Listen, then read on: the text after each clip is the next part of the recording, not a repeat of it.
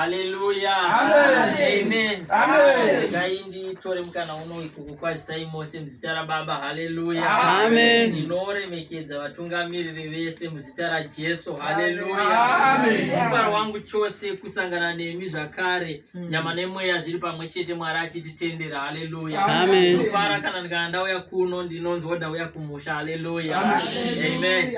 Amen. Ndakandiri kurangarira chimwe chinhu nezuro.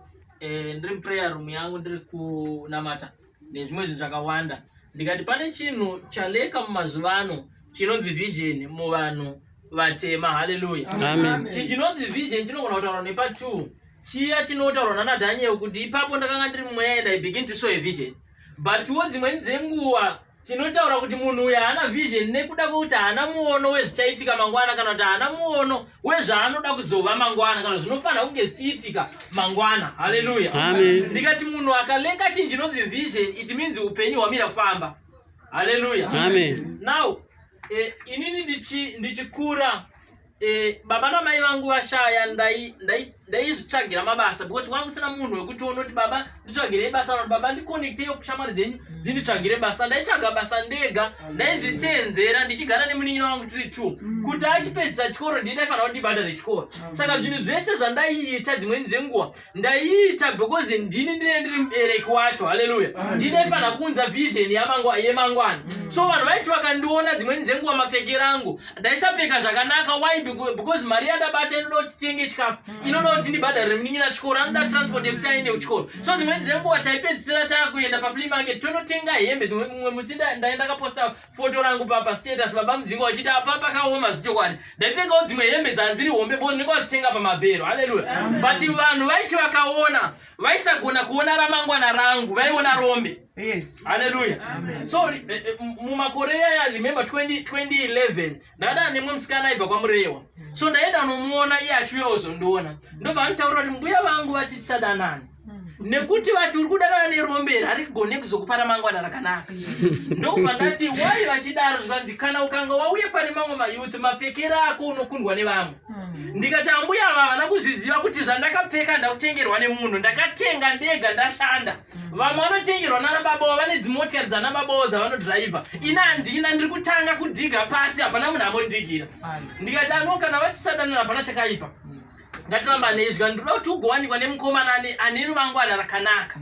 Ndokubva tarambana, ndokubva aendawo neupenyu hwake. Ndobva ndazototaura naye ndane mudzimai zvikanzi muna 2015 zvikanzi andakarorwa. Mukomana wangu akandiroora, vane munda, vane plot reminda kunonzwa masomero achangobuda marondera bichance. Ndokubva ndakarorwa ikoko. Ndoti Mwari ngaakudzwe, ndahata ane vana 2. But mazuva apera ndofunga last year ndakaisa message ku Facebook kwake ndikapindurwa nemukoma wake ku Facebook wangu. Zvikanzi wadza akashaya, ukatsvaga pa Google unoiona nyaya iyi anonzi wadza nadzo. Akapiswa nemurume wake mumba wanetsana nenyaya yesadzi. Hallelujah. Akanzi atsvage mukomana ane upenyu. Hallelujah. Ndobva asiya inini, ndobva azowana neupenyu vapiswa. Chandiri kutaura ndechiji, munhu akaleka vision anotadza kuona ramangwana remunhu, anoona munhu zvaari nhasi. Ndosaka uchiona vanhu vakawanda vari kuassociate newe because vanotarisa zvauri nhasi, havatarise zvauchazova mangwana. Upenyu hautariswe nhasi, unotariswa zvichazova munhu mangwana. Paakanditaurira zvanzi nambuya wangu uri rombe, ndakati chisingazivi ambuya ndechiji. Nyika ikaona marombe inoseka, but haizivi kuti ndiri candidate yekusimudzwa naMwari, nekuti Mwari ndiye anosimudza marombe. Hapana munhu chanzo. Ukanzwa vanhu vachiti kuti rombe usambotya hako. Ndokuti right for candidate yekusimudzwa naMwari. Ndosaka uchiona kuti Peter asina kudzidza, ari murenzi wehove. Jesu aende kuvanhu vanga vakadzidza naZakaria vanga vari vateresi. Anonotsvaga Peter murenzi wehove. Nekuda kuti Mwari kana akanga ada kusimudza vanhu, anoda kuti zviratidze pachena kuti uyu anga ari rombe, but inini ndindamusimudza. Mirandibatsire munhu panapo. Izvezvi so tikada kudzokera mubhaibheri, vanhu vari murenje vachirumwa nenyoka. Nenyoka dzinopenga dzichiruma vanhu. Dai taizotora vanhu tichivainterviewa, tobva taona mumwe asina mbobvira arumwa. tomubvunza kuti sei usina kurumwa aikutaura kuti unoziva zvaita nyoka idzodzo dzaiuya so ndakadzitarisa so ndakabva ndarowa 30 ndakadai so nyoka dzichinditeera dzai 5 ndakanojamba parwiziso haijambu ndo yandirogona kaini zvekuti unoti achitaura so testimony unotarisa makumbo acho kuti right ava ndo vanojamba chaizvo why ari kupa mbiri kumastairi ake ekujamba but Mwari haadaro manje anosiya munhu orumwa akana arumwa obva atasaendarira mangwana kana munhu akupa testimony anoti ipapo ndakandarumwa andida kutotadza kufema so ndobva Mozisi anditarisa iendarira yataurwa naJehovha pandakatasa so ndakabva ndapora Mwari akanaka ndo zvinoita Mwari. Mwari haasumudze vanhu vagara vachigona kudhara anosimudza vasingagone. Iwe unofungudza kuti dai mbuya ivo ndikasangana navo nhasi ndikavamhoresa vanoda kundimhoresa vanoshuvira dai mama akaroora mwana wangu. Haleluya. Ndine vanhu vandakakura navo mazuva kana pandakaenda kumba ndikataura navo kana ukataura navo paFacebook kana paWhatsApp vanoshuwira kuassociata neni. Ndakambotaurira mumwe musikana tiri kuyouth ndikati unozwa pamakorantera uchataurira vanhu kuti mukomana wendinomuziva wakanyararidzwa kuti imimi kuzivana nevava unonyararidzwa zvikanzi hazviite imimi ndiminomuda tozivana neni izvezvo vanoshuwira kuassociata neni kuti muvhangeri dai mambouya tambokurukura tambogara pasi tambokurukura mataura nemurume wangu but panguva yandainge ndichitambudzika hakuna iri associata neni kuleka kwevision yezvandichazova mangwana vachitarisa zvandaive mazuva iyayo. So nyika yarasikirwa nanamai vane vision vanorambidza munhu kuroorwa nemunhu akanaka vachida munhu ane zvakanaka. Pane musiyano zvakanaka nemunhu akanaka vanhu tu vakasiyana. Munhu ane zvinhu taita vanhu vanochiva zvinhu vasingachive unhu hwemunhu vachikanwa kuti zvinoparira but unhu unogara. Haleluya. So munamato wangu mukuru ndeyekuti tive nanamai nababa vane vision yezvichazova munhu mangwana. Ndakati ukaona mwana wako aunza musikana anopfeka mugubvu rasingagone kupfeka usatarisa kusagona kwake kupfeka dzimweni dzenguva zvaakapfeka ndo zviri kuafodwa nevabereki vake iye wacho ane unhu hwakanaka. Haleluya. Isusu inini because ndaive munhu aipfeka formal mostly ndiri kuchechi vasikana vapedza kuti ukaona mukona anopfeka formal usadana naye haana skiri ndozvandaitwa haana brother holy but izvezvi pandakazokera ndingakazomitswa naningi akabva asiwa ningakazodai so ane mwana ane vana why vaitarisa zvandaive vasingatarisa zvandichazova. So upenyu hwevanhu ngatitarisa zvavachazova nekwavanoda kuendeswa naMwari kwete zvavari nhasi. Haleluya. Ngeza tiverenge soko raMwari. Exodus chapter number 2 baba verse number 1 kusvika paverse number 8. Pana nereshona ere averenge shona ndinereshona. Exodus chapter number 2 verse number 1 kusvika paverse number 8. Then John chapter number 1 verse 11 na 12. Ndoparidza nguva diki yandoparidza nezvainonzi ukama. Kana pasina ane shona regeza ndiverenge shona. John chapter number 1 verse number 11 na 12. Ndichaverenga rechirungu chapter number 2 ya Exodus. Pane musoro shoko unonzi the birth of Moses. During this time, a man from the tribe of Levi married a woman of their own tribe, and he bare him a son. When he saw that the boy was fine, he was and she hid him for 3 months. But when she could not hide him anymore, she took a basket made of reed and covered it with tar to make it watertight. She put the baby in it and then placed it in the tall grass at the edges of the river. The baby's sister stood some distance away to see what would happen to him. The king's daughter came down to the river to bathe. While her servant walked along the bank, suddenly she noticed the basket in the tall grass and sent a slave woman to get it. The princess opened it and saw the baby boy. He was crying and she felt sorry for him. This is one of the Hebrews' babies, she said. Then His sister asked, "Shall I go and call a Hebrew woman to act as a witness?" "Please do," she answered. So the girl went and brought the baby's own mother. The princess told the woman, "Take this baby and nurse him for me, and I will pay you." So she took the baby and nursed him. Amen. Amen. John chapter number 1. John chapter number 1. John chapter number 1. Kubva pa verse number 11 kusvika pa verse number 12. John chapter number 1 verse 11 na 12. Ndichaverenga. He came to his own country, but his own people did not receive him. So whoever did receive him and believed in him, so he gave them the right to become the children of God. Mtendere ndinama. Baba wangu mstara Jesu, tinokutendai masikati ano. Kudzwaiwo Mwari mugere pachigaro, tendwaiwo nekuda kweusimba renyu nemukurumbira wenyu. Mazita nekuda kwenguva ino, taurai kuupenyu hwedu. Sanganai nesu muchinje weupenyu hwedu. Tiratidzewo Mwari kukura kwenyu, tiratidzewo masimba enyu. Mazita Mwari tiri pano, tauyawo kuzoumba ukama nemi. Tauyawo Mwari nemoyo wakaputsika nemoyo wakapwanyika wamunonzi Mwari amusori. Tambiraiwo moyo wedu Mwari, zvatiri kudzoka pamberi penyu. Muzita nemuropa raJesu. Amen. Hallelujah. Amen. Ndoshumira nyaya inonzi ukama. Hallelujah. Mumwe mchinda wandakakura naye akandibvunza kuti munhu waMwari mamira kuuya kuno kumuna Mei kuzochata muchiri kuuya here. Ndikati amai nekorona hatichauya. So mumwe wacho ndobva akomendawo pandaitaura naye. Zvikanzi baba isusu takutopfeka mabhachi eMCU echechi yeMethodist. Takutopfeka mabhachi tatowana nababa wemabhachi. Imi vere muchitori kure muchigere. Hallelujah. Ndobva ndampindura ndikati baba bhachi ramakapfeka iro haridudzire kuti muri mwana waMwari. But rinodudzira kuti muri mwana wesangano.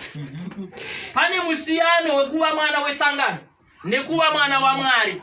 Because tine vanhu vanongoenda kuchechi, vana wechechi, but asati atendeuka.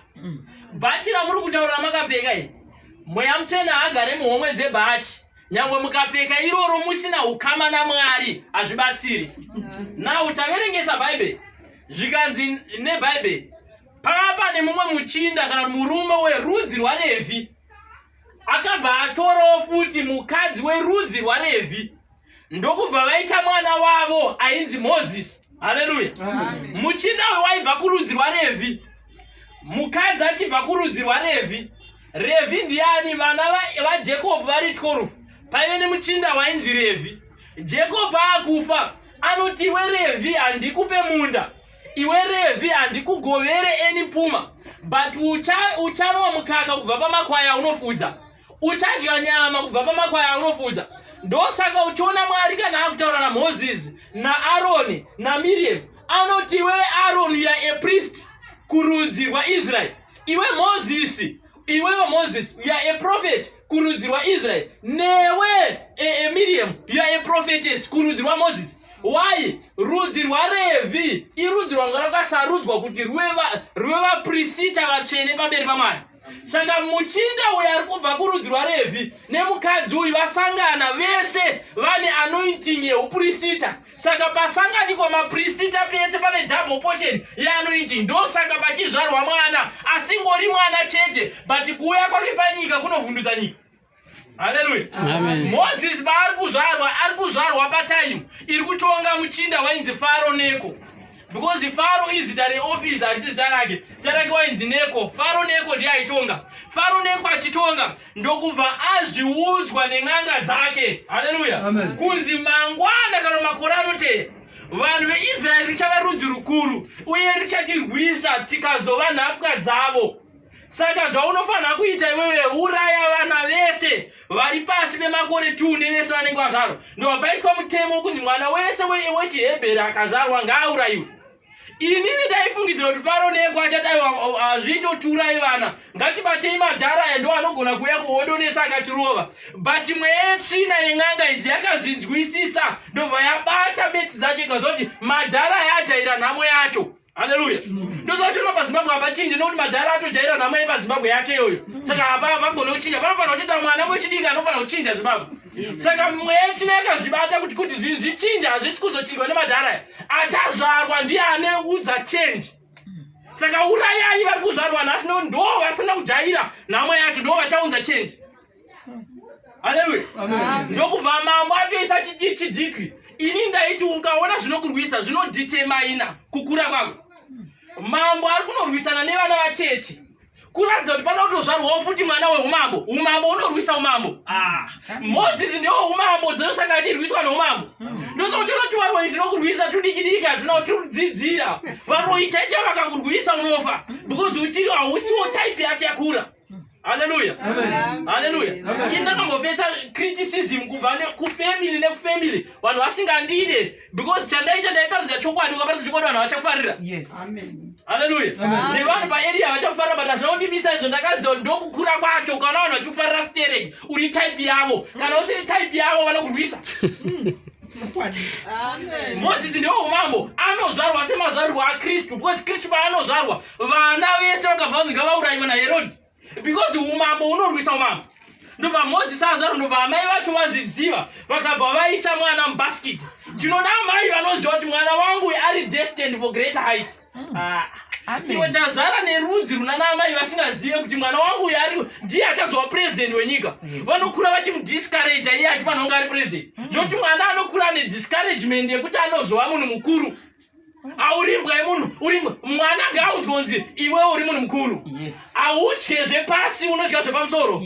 Unodza varungu zvavanoita ndosaka uchiona kuti varungu vane racism isikaite soka vachibata vanhu vatema zvakashata.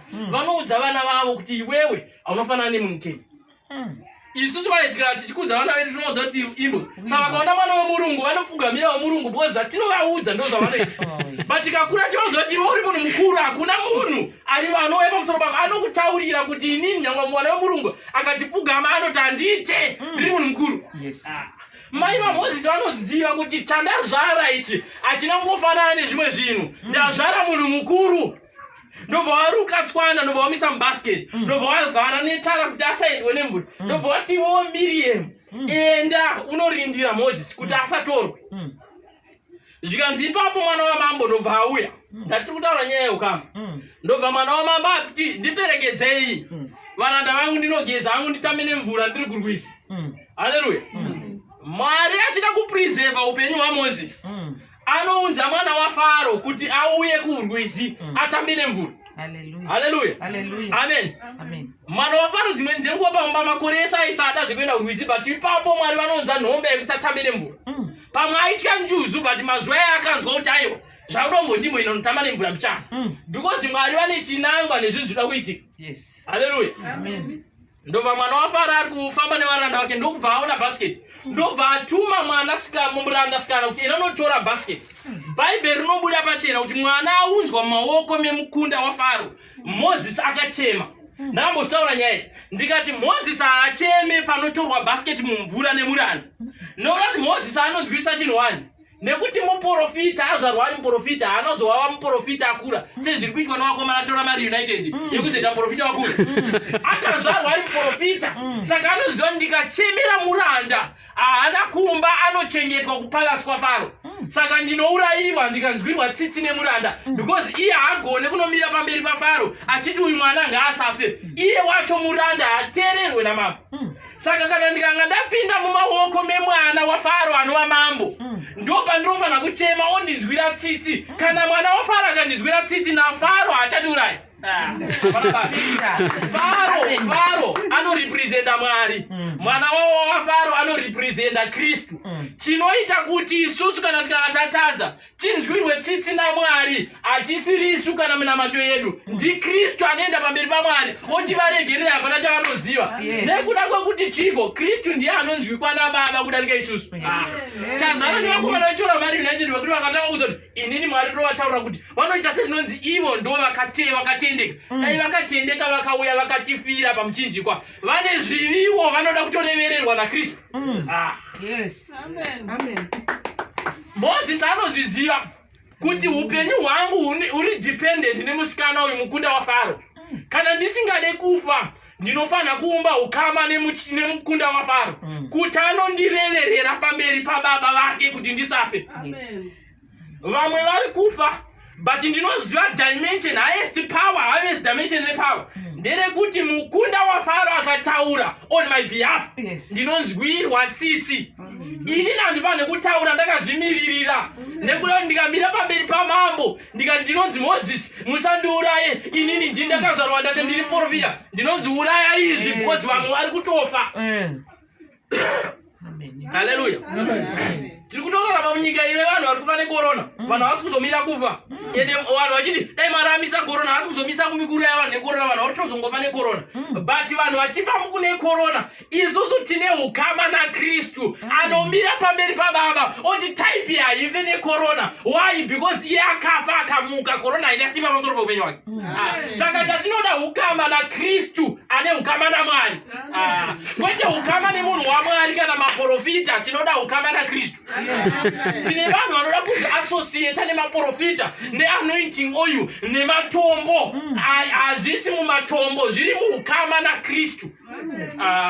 Inzwai Bible rinobuda pachena zvikanzi Kristu akauya kuvanhu vake ndobva varegedza kumugamuchira. Chavanoregedzerera kumugamuchira ndechichi chekuti Kristu achikura aitambawo chikweshe nevamwe musiriti, bhora Kristu, bhora Kristu, bhora Jesu, bhora Jesu, yatkika. Vanhu vakamuona achitamba bhora musiriti zvinogumbura vamwe. Saka Jesu akatamba bhora iwewe. Jesu akatamba bhora. Pane patakambovereka here takageza muBhayibheri. Zvino taisageza. Aitongoita zvinoitwa navanhu. Anga akafanana nemunhu. Anga ari Mwari but ari munhu. Saka chavanoregedzera kumugamuchira vari kuda chinhu chinouya chisiri munhu. Saka vanoti haasi. Vari kutovheta but vari kuona nemaziso avo enyama, havana vision yezviri kuzoitika mangwana. Zvikanzi vese vakamugamuchira akavapa simba rekunzi vana vaMwari. Ukapaverenga zvisiri unobvunza kuti vakapiwa simba rekuti vaite kunge. Akavapa simba rekuti vave vana vaMwari. Chii chavari kupiwa? Vari kupiwa ine identity yekuti vakamira vakafanana naKristu. Hapana munhu andizwa. Kana tikatagamuchira Kristu tinofanana naKristu. Inzwai munzwe. Chinokonzeresa kuti dzimweni dzenguva Mwari aresponde kuminamato hakusi kunaka kwemawedza acho. I-identity yedu kana tamira pamberi paMwari anongotasa kuti Kristu arimo here mauri, kana musina Mwari anoti hazvisi zvekwedu. Imunoziva izvezvo ndikanyorera vamunangagwa tsamba kuti vamunangagwa ndachifunga kudai ndikadai vanongotarisa kubva vanoti ano zvaudaita ivo hazvina musoro isaiwo. But ikanyorwa naEmerson Junior kuti baba ndaifunga kudai nyange zvisina musoro unonzwa baba kuti isai chidhindo zvende. Chakonzeresa kuti vadise chidhindo vamunangagwa iseneme kuti munangagwa Emerson Junior ukama. Tinokonzeresa kuti obtene zvinhu kuna Mwari, ukama hwedu naKristu. Haleluya. Amen. Kumba kwangu mwana wangu anditi kana achida macoin ndesa macoin so patembo. Kana achida onoga deli. Saka imi mari ndenye. Ndoti mari ndiya. Saka ndini yangu ndeipi baba. Chari kutanga kuisa urunzwa. Ari kuti dedi pa zvinhu zvese. Hasi kuti mari ndiyani? Ari kuti dedi because anozo ndikataura ukama mari inopiwa. Pakauya mumwe munhu atanga nokuti ati saka mari munochengeta. Saka ichashande chiyo iyi. Atoziva kuti haibude zvemhanya mari because hapana ukama. Mwana wangu anozondika ngoti dedi chete inobuda. Nekuti pane ukama. So Moses anozvibata kuti kana ndichida kurarama inini ndofana kunge ndine ukama nemusikana uyu anonondimirira pamberi paFaro kuti ndisafe. Ndoti kana ndikaita ukama nemuranda akaenda akati ndachikumbira kuti muchinda uyu asafe, anonzi akakoshe chii mwana iye ngaurayiwe. Muranda anochengetwa mupalasi, haana simba mupalasi, but pane munhu ane simba ari pamwoyo pababa mwanasikana. So isusu kana tichida kurarama munyika yane corruption, tichida kurarama munyika ine zvirwere, tichida kurarama munyika ine politics dzakashata dzemazuva ano, tichida kurarama munyika yakaora sei, tinoda ukama naKristu ari pamwoyo pababa. Kana Kristu akataura pamusoro poupenyu hwedu zvinoitwa nababa nyangwe nyika ichida zviite. ini ndakazvitaura inini ndikati unoona vanhu mazuva ano handiti havachatende muna Kristu sezvakangoitawo panguva yake yaifamba akauya kuvake vakasamugamuchira. Vanhu vane miromo inoimba tinoda Mwari wezvishamiso, haleluya, tinoda Mwari wezvishamiso, but chishamiso chachikaitika vanhu vachitenda. Why? Because havana ukama naMwari wacho wezvishamiso. Because kana tine ukama naMwari wacho wezvishamiso agara achingoita zvinoshamisa. Tinoona zvishamiso mazuva ese nekuda kwekuti tine ukama nezvinoshamisa. So vanhu kana vachida kurarama vanoda ukama naJesu ari pamwoyo paBaba. So mumwe ndaimudzidzisa ndikati unoziva here mazuva ano chechi yakupindwa nekuda kuti vanhu vaparidzirwa zvekutyisidzira. Kunzi ini ndakambozvitwa kunzi baba ndaona mapenga makatiza pamba pana so kuti musapenge nini pfekai nguo motoya kumasoro pfekai gemeni. Atina mate Mwari nekuda kuti pachazowani kupenga. Tinonamata Mwari nekuti tinoda Mwari. Tinonamata Mwari nekuda kuti toda kuumba ukama naMwari. Haleluya. So Moses unozwisisa kuti kana ndichida kurarama ndinoda ukama nemusikana. Kana ndikaita ukama nemusikana akandinzwira tsitsi.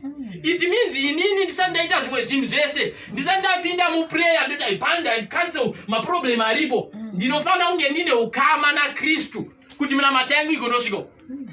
Izwa muzvanzi Miriam pakabatwa basket. Musikana achinzwa tsitsi Miriam ndo paakazobudikira. Musikana atonzwa tsitsi vanhu vaumba ukama.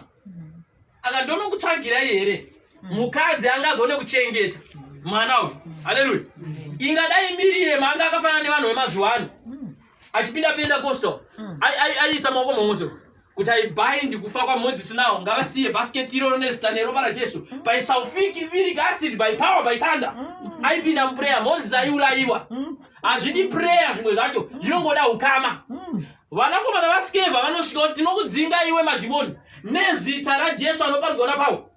Ndobva zvanzi nemadhimoni akaziziva kuti type aizive nekuti haina ukama naJesu wacho. Haleluya. Ndobva zvakunzonzi Jesu ndinomuziva. Haleluya. Pauro ndinomuziva. Imi ndimi vanani? Ndobva watadza kupindura why? Because havana ukama naKristu. Ingadai ari mazuva edu tavarati isu tiri nini wacho ndiri mwanakomana waMwari ndakatengwa neropa raJesu. Ayaimboramba yakamirira. Wakati ini ndakazorora kwana Pauro. Ini ndiri muzukuru waPauro vakarohwa nemadhimoni. Why? Because havana identity, havana ukama na Kristu.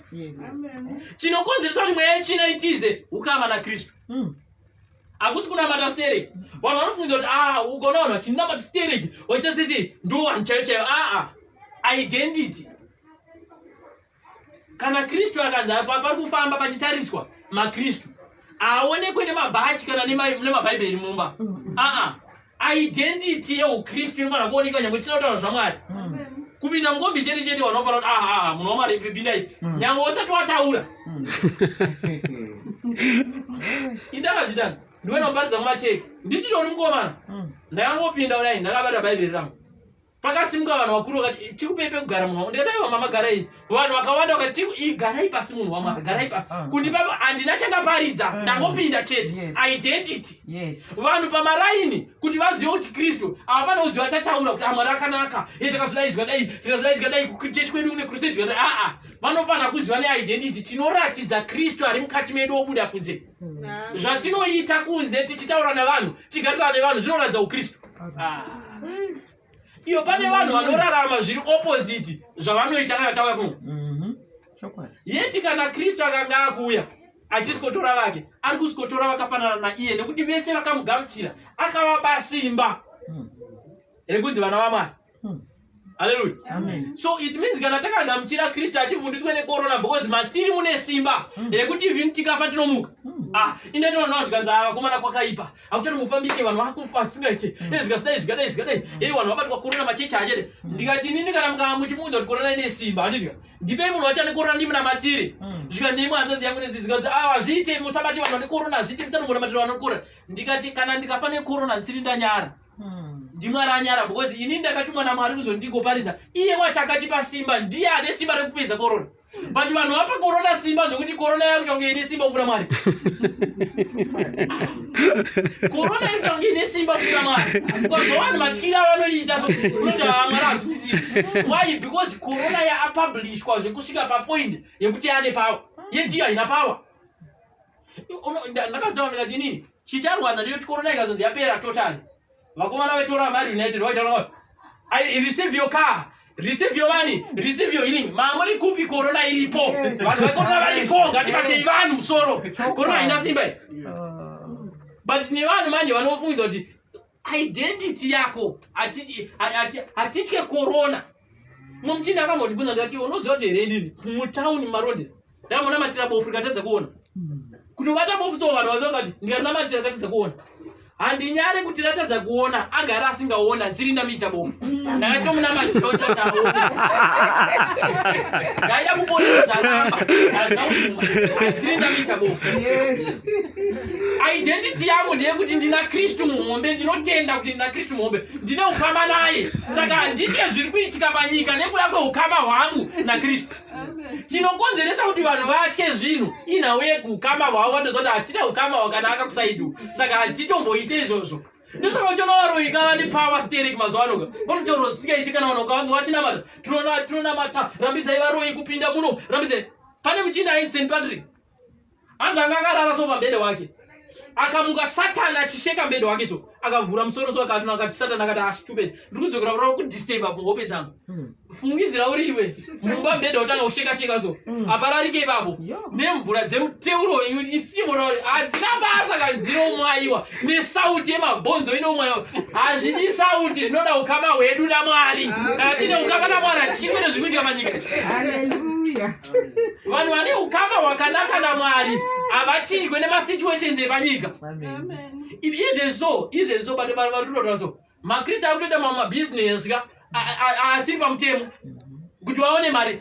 Lockdown manje ndingaite sei? Vanhu vanofa nenzara ka. Hatitembe Mwari kuti anounza solution. Ndosandambotaura ndikati takuita Mwari sekondi nengirikini solution. Tinotombotanga taedza zvedu kuratidza kuti kwaari uko hatina ukama naye hwakanaka. Ndosationa zvinhu zvakawanda zvinoramba kutiteerera. Why? Because ukama naMwari hatina. Moses unozviziva kuti yakutambika panapa manje haidi kuratidza uprofita. Ndiri munhu mukuru kubasa kwedu, but still ndiri munhu mukuru kuna Mwari. Ndiri mwana wake, ndofanira kunge ndine ukama naye, ndine ukama naKristu. Moses muprofita, but anozvinzwisisa kuti kana ndichida kurarama ndinoda ukama nemusikana. Ndiye anomira pamberi pamambo ondonzwirwa tsitsi. Semu nesu kana tichida kurarama munyika ino, kana tichizoda kugara naKristu, tinofanira kuumba ukama naye nhasi otimirira pamberi paMwari. Haleluya. Amen. Ndakambopiwa paridza vana ndikati unoziva here kuti kuZimbabwe kana muno munotori neshasha nembe zvifungo ndichikura ndakura muna Mwari. Munotori neshasha isingatore mukadzi wemunhu. Haimwedo, haipute mbanje, haipute fodya, haidhafwe, haina zviyo zvainoita. Akanyarara sitereka ribveri kwaye akafa anoenda kudenga iyi. Haana zviyo, haaendi. Wai? Haana kutenda muna Kristu. Mwari haasi kutsvaga vanhu vari right, ari kutsvaga vanhu vakaitwa right naKristu. Because hatimire nekururama kwedu pamberi paMwari, tinomiswa nekururama kwedu yakarurama. Ndosaka uchiona kuti mazuva ano ukaenda kumasowe unoona kusimika kwachakupera. Ndati ndingoreurire mabimbiri atakabva tazongoita apa. Iwe zvakangozvinge zvatibata next week futi, because pfungwa dzavo vanofungidza kuti tinoenda pamberi paMwari nekururama kwedu. Tikanga tarurama ndokuti tiende pamwere. Hatirurame, tinoruramiswa. Ndosaka mune simba muna Kristu kwete matiri. Isu tiri wiki kuti tizove tine simba, tinofanira kunge tine ukama naKristu otimisa pamberi paMwari. Haleluya. Amen. Chinda wandofarira anonzi Prophet Izwirashe Matema. Akati ukaenda kubhodha nepassport, haubuditse passport yako yawakagadzira wega. Unobuditsa yavakauya vakatora kumakombe. Wovapa, voskana, vokudzosera. Vari kuti tipe zvatakakupa, wodzosa zvatakakupa, toskana toona kuti ndizvo, todzosera kwao, tochikupa gate pass yekuti chipfuure. Ukavapa fake vanoti hazvisi, unosungwa. Haleluya. Amen. Kana ukaenda nekururama kwako pamberi paMwari, ndekwako kunoskanwa kuti pana Kristu here. Hapana, onzi dzokera, hazviite kuti upinde. Unopinda nekuti muna Kristu. Haleluya. Kana Mwari chachiskana skani yake haichake zvimwe zvinhu. Ndakambozvitaura vamwe vanhu vakagumbuka. Ndikati kana vanhu vachiparidza vakataura nyaya dzavo kuti Jona akazomedzwa nehowe kana takamedza howe kana Zakia pakataurwa nyaya dzese pakasataurwa Kristu haisi mharidzo yanga iri nyaya yavo yanga vachitaura. Nyaya yese inoperera pana Kristu. Kana Jesu kana Mwari achisikana Kristu aripo here kana asipo dai ukamukwane tinokwaniswa nekuda kwaKristu. Haleluya. Amen. Vanhu vakawanda vanhu vakafasta manje haipo ndazoswedera padhuze naMwari nekuti ndafasta still. Kufasta hakuti swedeze pamberi paMwari. Nokuti even maMuslims anofasta, even vachitenda kuti Muhammad ndiye Kristu vari wrong but vanofasta. Saka iwe ukafasta wakafanana futi naye kana usina Kristu. Tinofasta but tina Kristu. Ndo zvinoswedeza pamberi paMwari. Unoti kuswedera kwedu padhuze naMwari kugona kuita zvinhu stere. Hapana chatakambogona. Takagonerwa naKristu saka tinokumwe kwatinotarisa Kristu. Haleluya. Amen. So tinoda ukama wakanaka na Kristu. Paupenyu hwedu ngatigadzise ukama na Kristu. Amen. Kana tichizoda kuendako uye tichida kurarama zvine peace tinofana kunge tine ukama na Kristu. Iye anonzi the Prince of Peace. Ndiye anounza peace muupenyu hwedu. Mwari ngaakuitire zvakanaka mukuita zvinhu zvese tirangarire kuva neukama na Kristu ndokunokosha than kuva nemari yakawanda. Tine vanhu vane mari yakawanda but vasina Kristu. Kwatiri vakatorwa nemari vachifamba vachivhaira tinongoonawo mapenzi ari kupepereka nenyika. Tinoziva kuti pamberi apo zvichapera nokuti mari inopera but Kristu wedu aperi. Ndosaka rufu risina kunopedza. Saka isati perewo futi nyangwe rufu rikauya haritichinje. Last year ndaenda kunamo yemuninyo wangu ashaya. Ndiri mubhazi vanhu vakawanda vakashamisika nokuti bhazi ramira muJobe. Ndakaparidza for 4 hours mubhazi. Vanhu vakatendeuka vanhu vakatora manhamba angu. Asi ndiri pakati pekuchema ndinozinzwisa muchino ndakamudzidzisa Kristu afa aenda kunzvimbo tsvene azvindimise kuparidza Mwari kudzwai tinoramba chiparidza. Wai vanhu vakawanda vachipwanyika vachibva varamba chechi kana vafiru inawe kuti havana ukama naye muchindo kana vane ukama naye avainyaradzwa naye then votanga kufesa life neimwe pfungwa iri nani. Haleluya. Saka tinoda ukama na Kristu. Kunyangwe mabasa apera iwe unobvunza kuti basa rikapera vamwe ndizvo vari kuita mabhizinesi akashata. Vamwe vari kudzokera kuZimbabwe, vamwe vari kubira vanhu, vamwe vari kuita zvinhu zvakawanda. Isu edu akapera but tichingoripo. Hatinopera ukasangana nesu tine fesi dzinobwinya hautombofungidzira kuti akapera. Tinotaura zvakanaka hatomboudza zvinhu zvakaoma hatitombotaura izvozvo because hazvina kuoma. Kristu wedu akazvifambisa kudhara. But nesu tine vanhu vangoti zvakaomako. Mama zvinhu zvichaenda nekupi? Zvichaenda nenzira yaKristu yaanoda. Iye wacho ndiye anoziva nzira yake yaanoda. Kana takambona matira munhu akatadza kuona vanhu vakati hakomana haanyadzisa. Isu hatina kunyarara kuti Mwari atadzawo kusvinwa nokuti atadzawo. Chinhu chinotadzawo munhu kusvinura chii? Kwete kuti inini ndindatadza kusvinudza. Ini ndakazviona kai. Izve so unoona ndambotaura ndikati sensi yenyika inokanganisa kushanda kwaMwari. Saka chinoda vanhu vakawanda havana ukama nemari. Izve so tora munhu anonzi ane HIV aenda kuzvikoro zvavo zvaya zvekudzidziswa zvechirwere chirongwa ichi adzidza zvise zvaane mapirisi ake achimwa anonzwa kunzi pawakabatwa nechirwere chakarowa ma-white blood cells ese akapera chakadzikisa level reblood chakabata matissues ese chakapedza digestive system yako haisina kumira zvakanaka kunhengirini yako masoja emiri asana mashoma zvese izvo zvaakazviudzwa ukasvika panapa ukati ndakukunamatira AIDS out andauri vari kuti saka vari kuti here macells angu anga ari maya ane AIDS kudara vari kubvisa iyayo voisa mamwe manyowani zvamakutara zvichaite manje vada kubvisa matissues. Why? Because havana ukama naye wacho anorapa vanhu. Vanga vane ukama naye vaisafunga zvenyika inoti. Iso vanhu vane kufunga kwakawanda. Tine ukama naye kana akambofamba pamvura vanhu vachiimba tinoda Mwari wezvishamiso vari mubhoti so vachienda kucrusade naPeter iye akauya achifamba pamvura achirova zvake speed yake pamvura. Kana akambofamba pamvura it means tikava neukama naye tinoita zvihombe kudarika zvatiri kufunga. Manje vanhu vadzvanywa netype yeToramari United. Toramari United no receive your car uisa chegumi chako uisa type yako receive your car chobva tatora vanhu 2 bowenza matestimony. Inini ndakanamatirwa napapa ndikabva ndazowa namari yakati nezvekunyemba zvotangwa ipapo akuziparidza umaketa isati move takataura zvekuti unza mari yako iva neukama naKristu wacho iye wacho ndiye anozoparidza kwauri kutipa mari. Ndakakamboparidza vamwe nzvimbo ndisina ngotaura zvemari vanhu vakatanga kukanda mari basi. Why? Because taparidza chokwadi. Chokwadi ndicho chinosunungura vanhu. Tine ukama naye. Chakatikonzeresa kuti tishumire. Atina kuuya kuzoshumira nekuti taida mari. Takauya kuzoshumira nekuti takaita ukama naye first patakadaidzwa. Tikatendeuka tikaita ukama naye. Saka kana tichishumira haisi project yangu iyi. Handachando benefita. Project ndeyavo ndava benefite ivo nekuti takatopinzwa basa. Titori pabasa. Tikatotadza kuparidza tafoira basa. Redu nderekugona kuti tiparidzire vanhu vatendeuke. Kwete zvekuzoti kana kuti zvazodai zodai unzai kwatite hatisirisu tinodya vanhu vakabvira kudhara tangai chechi tange chechi. Asiri ndakamboipira changu chete kuparidza vanhu votendeuka toendesa kumwe machechi. Haleluya. Haleluya. Munombonandaridza nakati munhu wamari madii kuya kuno mukatanga chechi chete. Kutsapota itine maspika tinodya mari. Chingotanga ivo muri ikoko. Isi kutoparidza kuti ini itai muri ikoko. Saka manje ina handizogona kuparidza mari. Namanje satiparidzirewo mari manje. Unoparidza. Tine ukama naKristu. Chakatitenga iropa raKristu. Chinotikonzeresa kumira nekusvika patiri nhasi. Ukama hwedu naKristu. So tinoramba takamaintaina ukama hwedu naKristu. Even nyika ine matauriro ayo. Amen. Kupera vanhu vaititaga Bill Gates azoti ndikati ndiani kumuchinde wamuri kutaura iyi.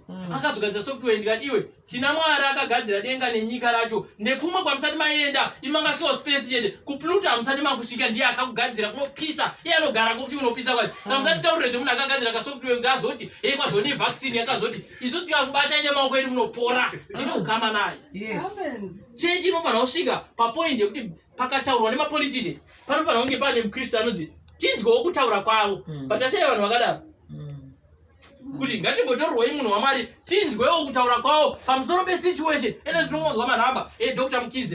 Mkize hatisati tamonzwa kunzi Pastor Ndingi vati mukambauya kuchechi kwedu zvinopera. Mwari azondiudza kuti hatisati tingori vanhu chete vari kungotaura nyaya dzavo. Ine zvavazara pafacebook receive ukanga wauya kuinbox vakandisira message tikuita congress yechichi online ukabhadhara 200 unonge uchiipinda munhingiri yacho. Ndikati handidi. Pandakadedzwa ndambobhadhariswa neni handibhadharisa handobhadhare. Kutsvaga mari ngatsvage Kristu nguva ichipo. Muzita raBaba neMwanakomana. Amen. Amen. Haleluya. Baba vangu muzita raJesu Amen. tendwaiwo changamire muponesi. Piwa mbiri yose yamunofana kupiwa. Mazita nekuda kwenguva ino ndataura kwahama dzangu neshoma. Baba soko iro garigare muhana dzavo. Pese Mwari pavanoshanyirwa newakaipa. Mwari ngavanzwisise kuti vanofanira kuramba vakamaintaina ukama neMwanakomana wenyu. Noda kuti panyika ino hapasina chimwe chinhu chasara but kuva neukama nemi. Tinonamata kwamuri Mwari akatendeka. Vakawanda vane madhoo avharwa nekuda kwechirwere chatekeshera. Tinonyengeterawo kuvhurwa kwavo. Varadze kuti muri Mwari vane mufungo wakanaka pamusoro poupenyu hwavo. Mugoradzawo nyika ino kuti muri Mwari ane simba risingaenzaniswe nechinhu. Mugozviradza kuvanhu vakawanda mwoyo yavo igokoverwa kwamuri. Mazuva nekuda kweservisi ino ropafadzai muone Mwari muno pakubuda nepavanopinda mudzimba dzavo. Mwari wakatendeka. Mamusina peace ngamuone peace. Mamusina happiness ngamuone happiness. Mwari wakatendeka pavanga vane mufungo nekuti upenyu uchaenda sei. Varatidzeiwo nzira. Zaraiwo mesawo muzita nemuropa raKristu. Amen. Ndodzosera nguva kuvari. Ichobadi Mwari ariko. Ichobadi Mwari ariko.